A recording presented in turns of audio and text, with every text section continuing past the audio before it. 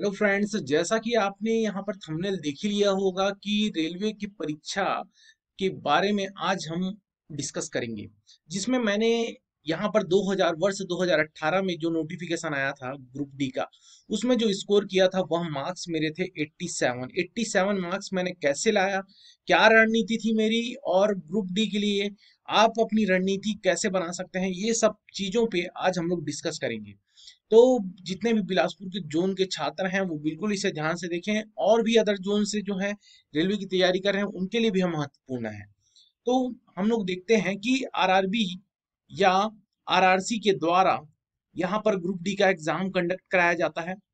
Group D का exam conduct कराया जाता है। ग्रुप डी और जो रेलवे के एग्जाम एग्जाम होते हैं उनमें थोड़ा डिफरेंस होता है, इस चीज को थोड़ा ध्यान रखेंगे। तो ग्रुप डी के लिए पहले मैं सबसे पहले आपको सिलेबस के बारे में बता देता हूँ, सिलेबस क्या रहता है, एग्जाम का पैटर्न क्या रहता है। मैक्सिमम लोगों को तो पता होगा, फिर भी आप एक बार इसे ध्यान से समझिए, क्योंकि सिलेबस कई लोगों को पता नहीं होता और अपनी तैयारी करते रहते हैं तो वो भी गलत है। तो यहाँ पर आपका जो यहाँ पर जितने क्वेश्चंस आएंगे उसमें आपके 40 क्वेश्चंस जो रहेंगे वो रहेंगे विज्ञान के। 40 क्वेश्चन, 40 क्वेश्चन आपके विज्ञान क्षेत्र से रहेंगे, जिसमें आपका इसी में करंट अफेयर्स सामान्य ज्ञान इसी में रहेगा 40 नंबर्स में। पहला चीज ये रहे। 30 नंबर आपके रहेंगे तर्क शक्ति या रीजनिंग के, 30 नंबर आपके तर्क शक्ति या रीजनिंग के, और वही 30 नंबर आपके गणित के रहेंगे। अगर आपने यहाँ अच्छी एक रणनीति बना ली तो आप इसमें मिनिमम 70 मार्क्स, 70 मार्क्स आप ला सकते हैं, 70 नंबर मिनिमम ला सकते हैं। तो क्या रणनीति रहनी चाहिए? सबसे पहला चीज मैं ये बोलूंगा कि आप ये 40 नंबर पे ज्यादा फोकस ना करके सबसे पहले आप ये 60 नंबर पे फोकस करें, 60 नंबर पे फोकस करें, जिसमें आपका तर्क शक्ति है और गणित है। तर्क शक्ति और गणित है। तर्क शक्ति में करीबन मैं कहूँ तो रेलवे में बहुत आसान रीजनिंग क्वेश्चंस आते हैं, जिसमें कथन और निष्कर्ष अगर मैं छोड़ दूं तो आप 25 मार्क्स यहाँ से आसानी से ला सकते हैं। और गणित की भी बात करूं तो गणित बहुत ही आसान लेवल के आते हैं, बेसिक लेवल के ही पूछे जाते हैं। थोड़े कुछ अगर टफ होते हैं तो चलो मान लो यहाँ पर भी अगर आप 25 नंबर स्कोर कर ले रहे हैं तो आपके पास देखिए कितना मार्क्स हो रहा है, ये 50 नंबर तो आप यही ला ले रहे हैं, 50 नंबर आपके यही हो जा रहे हैं। और जीके या विज्ञान विज्ञान ये जो होता है, साइंस के जो क्वेश्चंस आते हैं ग्रुप डी में बहुत टफ आते हैं, थोड़े टफ लेवल के आते हैं, और करंट अफेयर भी टफ आते हैं। तो चलिए मैं यहाँ पे 40 में अगर 20 भी अगर लेके आ गया, 40 में अगर 20 भी लेके आ गए तो मेरे 70 मार्क्स तो यही हो जाएंगे ना। 70 नंबर आप यहीं पे लेके आ गए। 70 नंबर अगर आप लेके आ गए और आपने ज्यादा गलतियां नहीं की तो आपका नंबर जो होगा, यहाँ पर दो चीजें होती है रेलवे में। एक आपका बनता है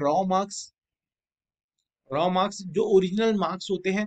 ये 70 नंबर आपको मिला, जैसे कि मान लीजिए आपको रॉ मार्क्स मिला यहाँ पर 70 नंबर, और ये जब नॉर्मलाइज होगा, नॉर्मलाइज बहुत से स्टूडेंट्स को नहीं पता होगा कि आप जितनी गलतियां कम करेंगे उतना अच्छा नंबर आपका नॉर्मलाइज होगा। ये चीज यहाँ पर डिपेंड करती है। और जैसे 70 नंबर आपको मिल गया, अगर नॉर्मलाइज हो रहा है, मान लो 5 से 10 नंबर का अगर यह नॉर्मलाइज हो गया, स्कोर आपका बढ़ गया, तो आपने तो 80 नंबर यही छू लिया। और 80 नंबर छू लिए तो आप यहाँ पर रेलवे के टॉप पोस्ट या मेरिट लिस्ट में आ सकते हैं, जिससे आपने जो पोस्ट प्रेफरेंस जो डाला होगा, पोस्ट प्रेफरेंस कि आप अच्छा एक पोस्ट चाहते होंगे, तो वो पोस्ट प्रेफरेंस के अकॉर्डिंग आपको सीट मिल जाएगी। वरना आप जानते ही हैं बहुत सारे छात्रों को ट्रैक मेंटेनर का जॉब मिलता है और बहुत से छात्र इसे छोड़ने पर मजबूर हो जाते हैं।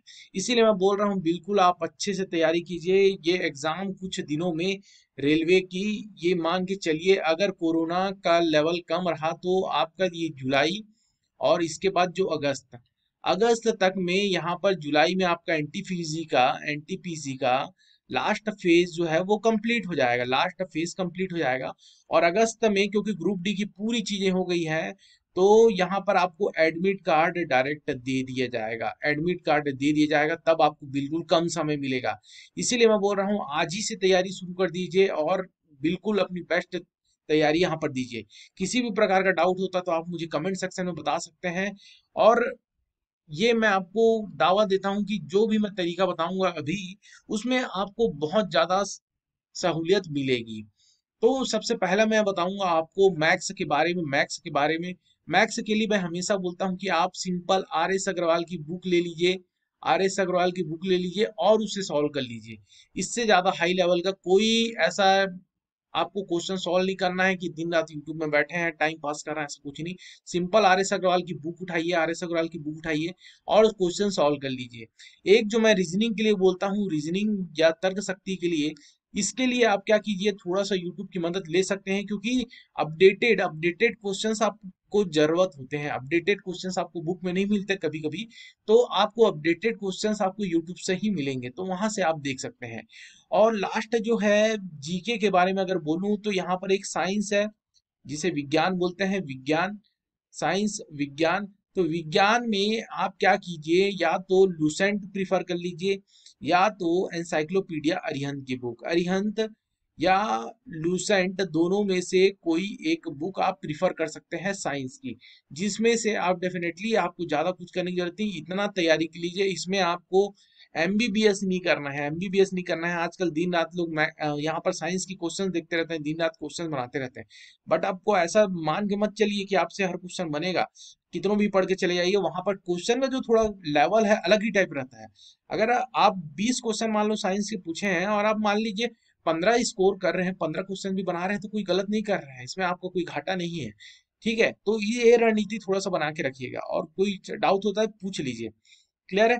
तो और करंट अफेयर्स आज ही से, जिस दिन से अभी आप वीडियो देख रहे हैं उसी दिन से आप ये करंट अफेयर्स की तैयारी शुरू कर दीजिए। करंट अफेयर बहुत इंपॉर्टेंट है, इसमें से 10 क्वेश्चन मिनिमम आपको पूछे जा सकते हैं। और ये 20 क्वेश्चन हो गए, यहाँ से 10 पूछ लेगा। 10 आपको बेसिक जिसे जीके, जिसे कांस्टेंट जीके बोला जाता है, कांस्टेंट जीके से आप तैयार कर लीजिए। ऐसा अगर आप रणनीति बना लेते हैं ना, तो आपका कहीं पे कोई क्वेश्चन नहीं छूटेगा। आप मैक्सिमम, ये मैंने बताया ना, 40 में 20 बोला था मैं, आप 30 क्वेश्चन करके आ जाएंगे, 30 क्वेश्चन करके आ जाएंगे। और आप बिल्कुल अपनी पोस्ट प्रेफरेंस पे अपनी जो पोस्ट है वो पा लेंगे।